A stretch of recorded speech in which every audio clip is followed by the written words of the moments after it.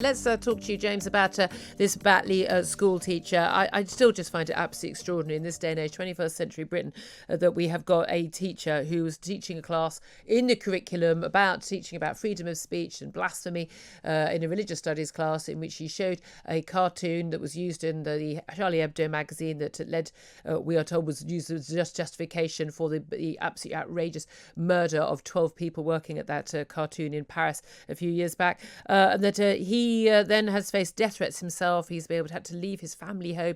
He's been suspended from school. His own head teacher apologising for him teaching a class that had already been approved by the school. And we are seeing demands for his head, almost quite literally. It is quite bizarre this is happening in this day and age, and yet I've seen, frankly, far too many politicians silent on this matter, and I don't think we've heard a peep out of the education unions yet, have we, defending the right of a teacher to teach and not face death threats? What's going on?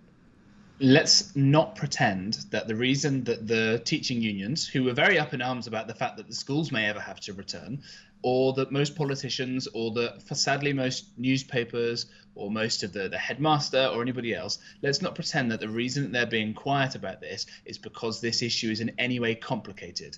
It's not complicated. Yes. The reason that people aren't talking out about this is because they are scared that, like this teacher, an angry mob of a minority will come out and try and get them fired, will have them potentially killed or something awful like that, as we've seen happen in those Charlie Hebdo offices, we've seen happen elsewhere. That's why people are quiet about this. Oh, no doubt. So, I mean, again, I absolutely defend the right of the teacher to do this. I think he's incredibly brave. I don't show a picture of Prophet Mohammed. I don't tweet one. And I'll tell you, there's every simple reason. Because I want to stay alive and I want my child to stay alive. And that's the only reason. And that is not healthy. In a liberal democracy, that the reason I would not stand outside a mosque and do it. I would reserve the right in a free democracy without a blasphemy law that image should be shown. If someone doesn't like it, look away or block me on Twitter. I don't care. But I find it extraordinary that the real reason that people do not show those images is because they fear for their own and their families' lives, and that is not acceptable. It's completely not. And the fact that this isn't the front page story every day for the last couple of days, and that the teaching unions haven't come out and there hasn't been more full-throated support, is a source of shame for our country and our society. And no society that wants to, no civilization that wants to survive and thrive can expect to have this kind of cancer living in society, and for us to get away with this sort of stuff. Because if this keeps happening, I think one of the protesters said, well, if we don't punish this guy, what's to stop this not happening again in a few years' time? Well, I think, frankly, it should happen a lot more. Well, absolutely. Let's talk to Khadija Khan now, who's a journalist and commentator. Khadija, good morning to you. Good morning. Good morning. I mean, this is very, very concerning, isn't it? Now, parents at Batley Grammar School apparently called for calm amid the row, but they called for calm at the same time as saying that the teacher had used an image that was loaded with Islamophobic tropes and basically said their culture was being ridiculed and insulted and vilified. Now, I mean, that's not engendering calm, is it? More than 60,000 signing this petition, originally set up actually by pupils at the school who say this teacher is not remotely Islamophobic. No one had ever even thought he was. And that actually it was a very reasoned and perfectly acceptable lesson.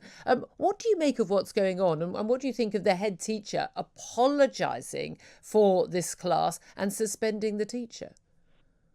First of all, I would like to applaud the students who have started this petition for their courage and resilience in the face of such adversity, especially when labour and teacher unions, including concerned authorities, they have been failed in supporting and standing in solidarity with the teacher.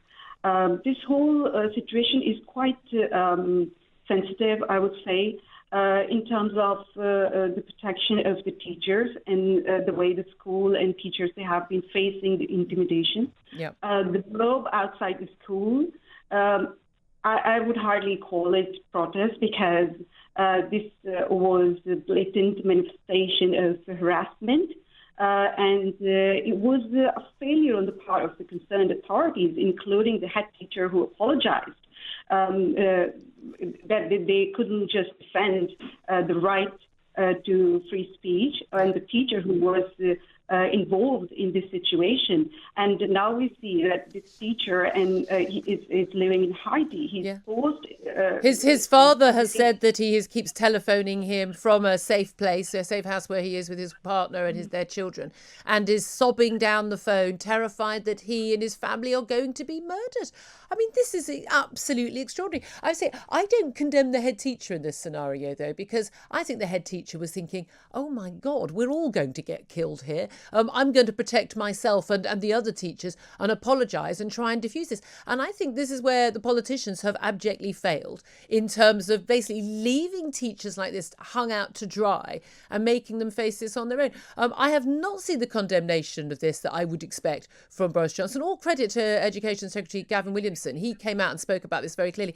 Labour leader Keir Starmer, where's he? I mean, when's Keir Starmer going to condemn this? There aren't two sides to this debate. We don't have a blasphemy law in this country. The teacher is allowed to show an image so that the children can discuss that image. And there should not be anyone sitting on the fence on this issue. You either defend the right of a teacher to teach something in a religious studies class without facing the threat of death and losing his job, death being rather worse than losing a job, or you don't. Exactly, and the Education Secretary, Gavin Williamson, he has rightly condemned threats against the teacher by calling it completely unacceptable. But let's stop pretending, I would say, that these mere condemnations are sufficient to counter the threat posed to the secular values of free speech in British society. And as you said, that there has been a very weak response and little response to this whole situation. There has been no response from, in fact, I would say that this petition that was started by the students, I would say this petition should have been launched by the progressive and moderate people from within the Muslim community to counter the narrative of these fanatics who seek to impose their intolerant beliefs onto the wider society. But it's a very unfortunate situation that we are in. And as a result, the teacher is facing these death threats and fear for his life. And it's a very concerning matter for a free society. And then they are using the accusation of Islamophobia. I mean, this Islamophobia term has been used to silence dissent and hound liberal voices even from within the Muslim community. So this doesn't make any sense, because the teacher was merely doing his duty, that showing these caricatures to illustrate a lesson on blasphemy had been a part of the curriculum previously. So he wasn't doing something. The lesson had been pre-approved. Thank you very much for that, Khadija Khan. I really appreciate that. Let me just bring in James Price again very briefly, because James, although Keir Starmer has not spoken out in defence of the teacher, we did have a statement from the Shadow Home Secretary, but it wasn't quite what perhaps many of us expected. Well, very, very brave of this man who, will be, if Labour win the next election, in charge of sort of fighting terrorism and extremism at home as the Home Secretary, who said we need to lower tensions, which is, very brave words from him, speaking somewhere far away. And then also said that it was right that the school had taken action against the teacher. And this is Nick Thomas Simmons, the Shadow Home Secretary. I mean, this is extraordinary, isn't it? I say this, no civilization that wants to survive can act in this kind of way if we're so scared of the way that we're going to be speaking about certain groups. And it's a similar thing in some ways that with the police. If the police know that you're not going to stand up, then they can be very violent towards you. If the police feel they're going to face violence, then they back down. We cannot have a society in which violence is rewarded.